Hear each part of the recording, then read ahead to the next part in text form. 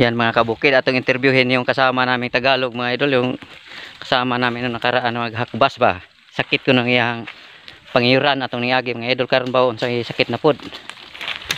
O Tagalog, anong masasabi mo? Anong maramdaman? Sakit ang ano ko, ng ngipin ko, si pahit ang ano. Yung say ipang pahit nimo sagbot? Sagbot, Gahi ka do? gahi. Tanawon sa na epekto ba? Ay na. Nangahingo nga mga idol sa ngipin kay ngipin ginamit sa pagguna mga idol kay kuan daw. Habol lang yung guna, mga ngipin na lang gamit yun tuloy na ubos yung ngipin niya mga idol.